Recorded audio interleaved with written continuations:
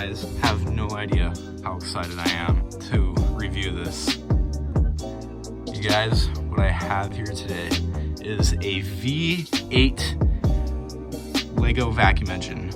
You heard it here, guys. I have made the first V8 in probably years. Shortly after making the V6 that I have posted on my channel, you can go watch it right now, I decided that after making the V6, I think it was time, and I had the parts and I had the capability, and as it turns out, I absolutely did. And what I got in the end was something unfathomably amazing.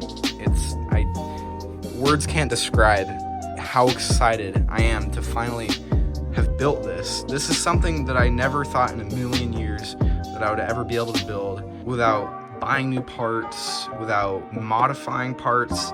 This is something that I've done out of my own inventory that I never thought I was capable enough to do.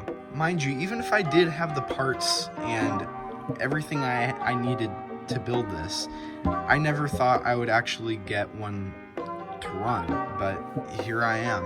And another thing that was worrying was that when I first started building this, shortly after I finished building the block, it was actually really hard to turn over. But I guess the more I progressed, the more smoother it got, the more kind of positioned everything was. I am shocked. Everything in my almost 2 years of vacuum engine, air engine, everything in between has led up to this. This is almost every vacuum engine builder's goal, probably. And to be able to have built this thing, I am extremely ecstatic that I was able to build this. So enough yammering, I think it's time to actually showcase this beast. So, starting out, obviously, as you can tell, this is a V8 Lego vacuum engine, single valve system operated LVE. So one thing to say is that this is Crossplane, and probably without having made this as a Crossplane V8, it probably wouldn't run as good as it does, because as I've discovered in my past few months, Crossplane has been proven to be the best crank plane order for 4-cylinder, 8-cylinder, anything that has 4 cylinders in a row, whether it's a flat 8 or inline 8 or V8, pretty much anything with 4 and 8 cylinders. Crossplane is the way to go. And all of the inline 4s that I've made, Crossplane has always been the best crank plane order for high performance.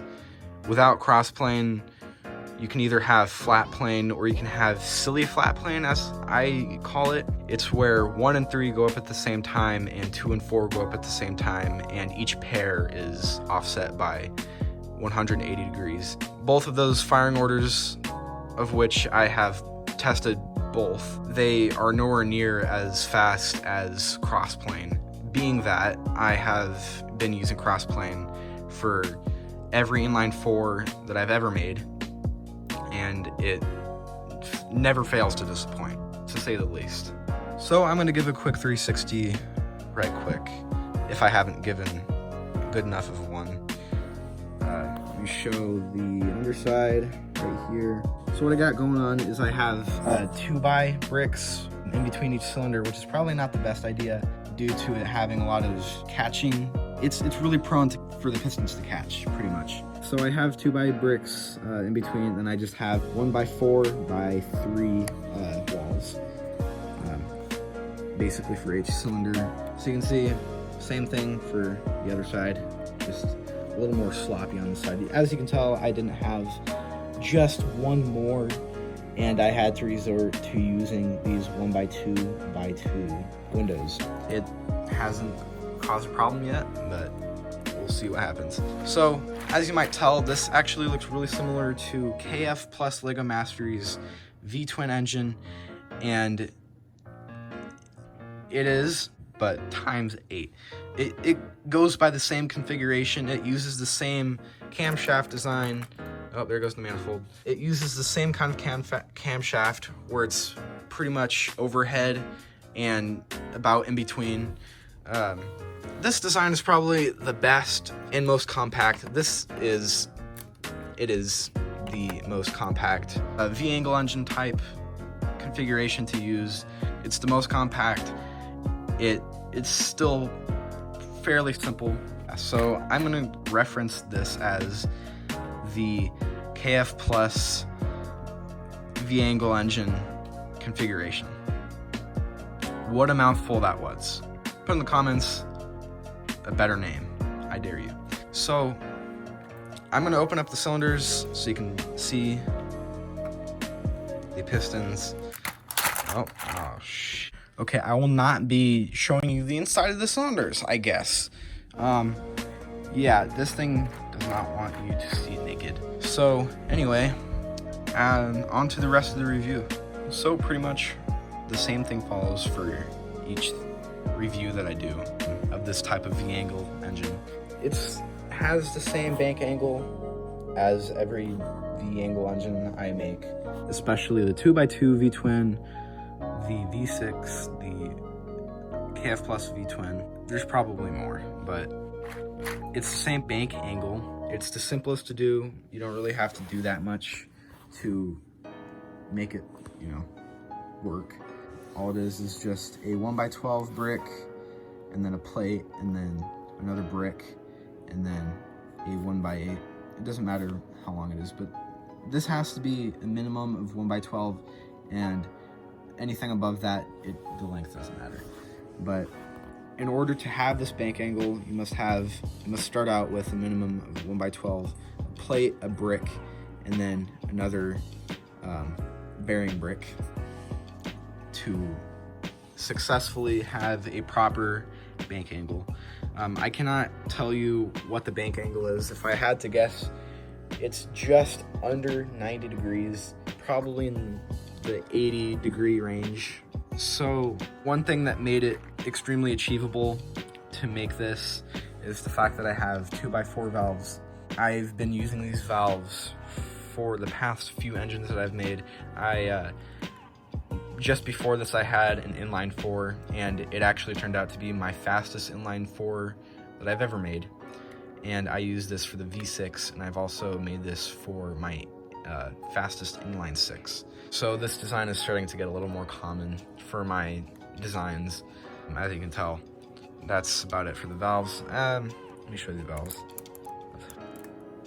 Okay, so my connecting rods are kind of all over the place, as well as the camshaft. I do not make these very cleanly. You can see that, there you go.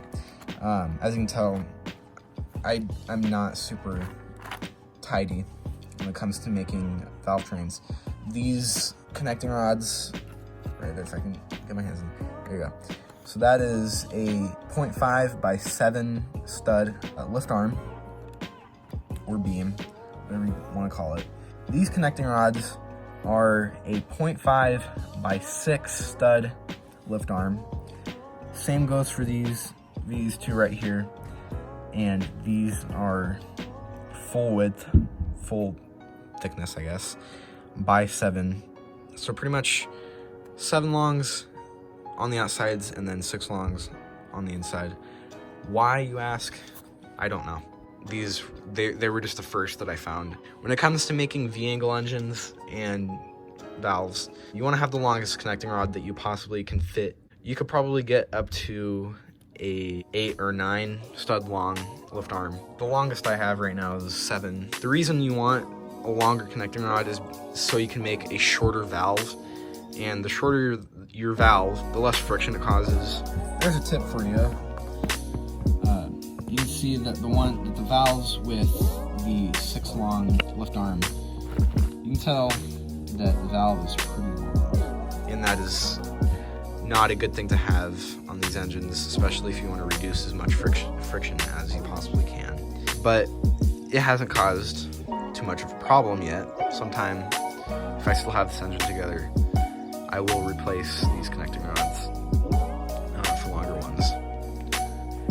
if you were following my design or something similar to this is my manifold. So you want to be able to line up your manifold openings with the intakes for each bank. And when it comes to making these manifolds, it's a little bit tricky because, as you can tell, these intakes are at an angle. And when it comes to lining up angled bricks with horizontal bricks, you're gonna have to do a little bit of thinking out of the box. And this is the design that I turned out with. Probably a better way to go about it, but this is basically the design I've been using for all of my angle engines. This is probably the same design that I use for my V6. I can't relate with the 2x2 V8 because it's smaller, so it's probably not the same. It might be, but most likely not. If I can get this manifold back on. There you go. That's off. There you go. So yeah, it sits on there, and then you use this beam right here to hold it in place and to kind of squeeze everything together.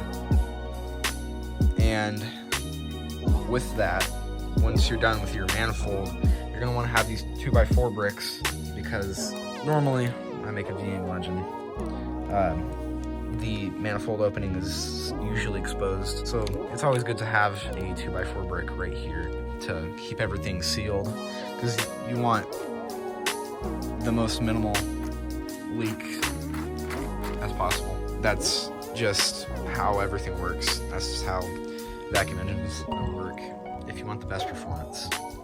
So, brief recap. This is a 4x4 piston SVS, or as I'm going to call it, the KF Plus V-angle engine configuration V8. And I'm going to show you a quick 360 one more time. There you go. So one more 360. Here's my my gear train. And with that final 360, that'll conclude my showcase / review of this absolute beast of an engine.